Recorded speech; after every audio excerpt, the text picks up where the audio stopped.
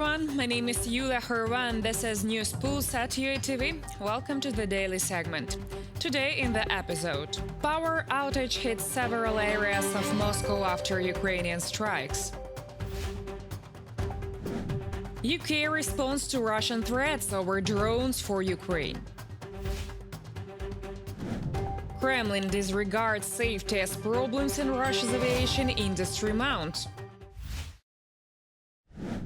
Ukrainian drones attacked 4 Russian regions.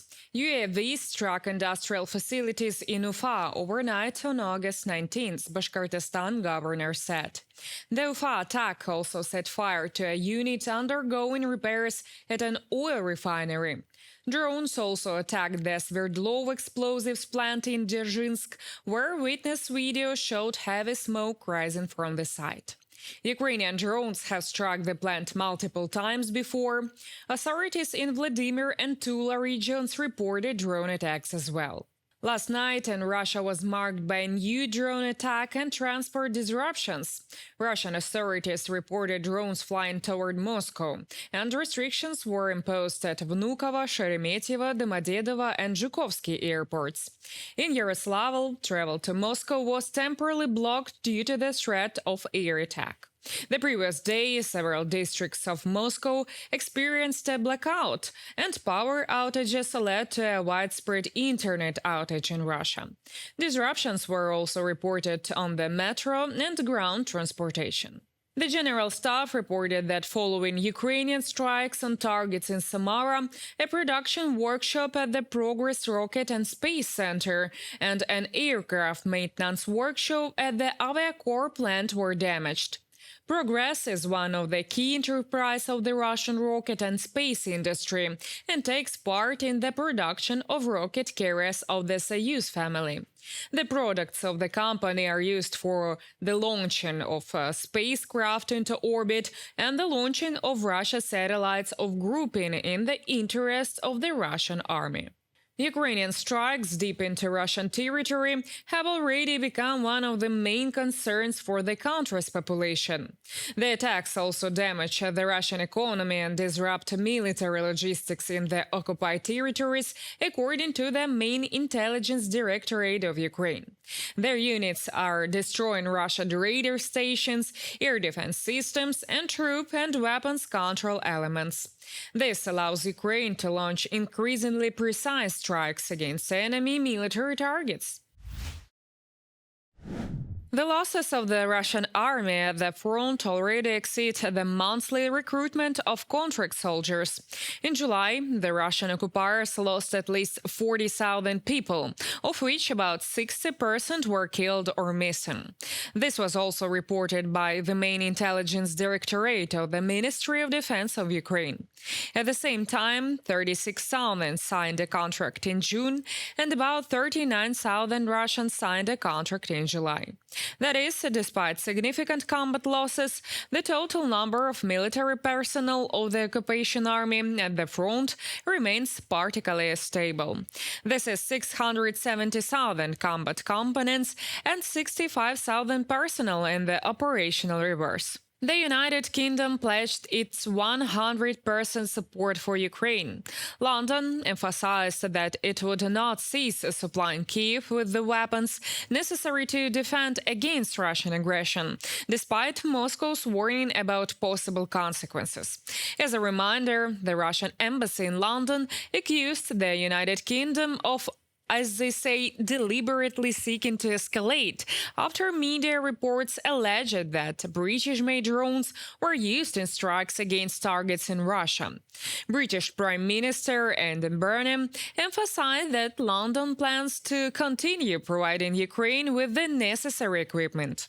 This is the UK doing what it has long said it would do, which is to support Ukraine 100% against this illegal war led by Vladimir Putin. We are providing support so that Ukraine can defend itself, and that's been the British position all the way through this conflict by previous Prime Ministers. It remains the case with me. We are not fair weather friends. We will be there in Ukraine's hour of need, and that won't change. A series of Ukrainian drone strikes on Russian refineries has triggered a major crisis in the Russian aviation fuel market. Amid the shortage, problems are mounting in both military and civil aviation. To keep the industry afloat, Moscow is prepared to lower quality requirements and pursue dubious import substitution solutions. More in our next story for you.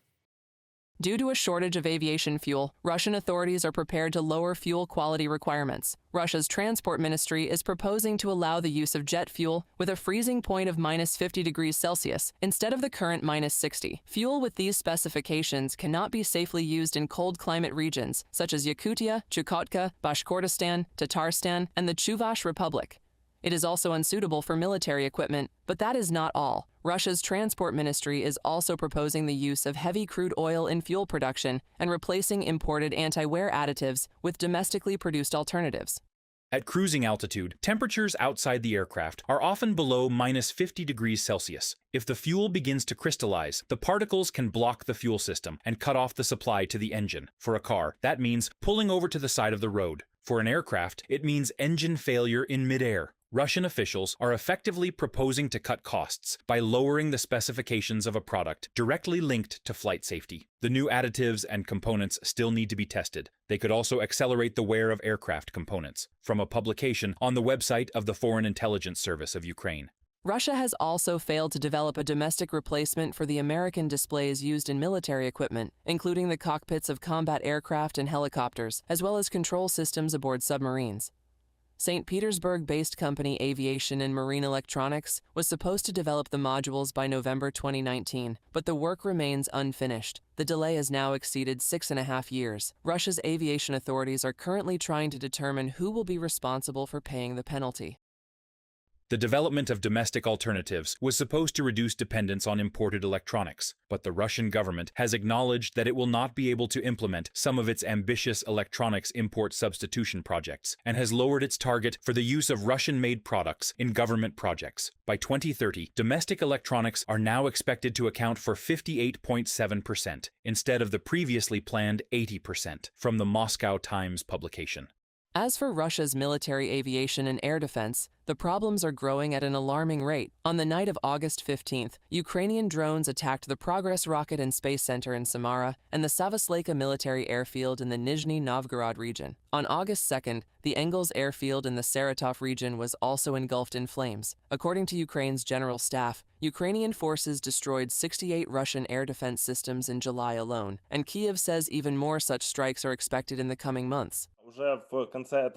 By the end of this year, Ukraine is expected to have medium-range capabilities with a range of up to 800 kilometers. In fact, we are talking about ballistic missiles that would allow attacks on relevant Russian targets to be carried out dozens of times faster. As a result, the Russians would not have enough time to prepare. And if we are talking about lightning-fast strikes, this could help bring Russian air bases under control. They would have no time either to redeploy their aircraft or to hide their air defense systems. The crisis in Russia's civil aviation sector has spread across the entire industry. In the first half of 2026, passenger traffic in Russia fell by approximately 1.5 million people. In an attempt to stabilize the situation, several airlines are being merged into a single holding company. For example, only one Boeing aircraft operated by carrier Red Wings is currently reportedly airworthy. At the same time, ticket prices continue to rise month after month, while safety requirements are being steadily lowered. The creation of a new holding company will not solve the industry's problems. Ukraine's Foreign Intelligence Service says reorganization will not bring Western components back to Russia, speed up production of new aircraft, or stop the loss of qualified personnel. Reported by Irina Yusupova, UATV News. That's it for today. I'm Yulia Horova. Thank you for watching this segment. We appreciate your time and effort a lot. Please also share, comment, subscribe to UATV. We got you covered on whatever tomorrow holds for all of us, always in Ukrainian perspective. Stay safe and see you on tomorrow.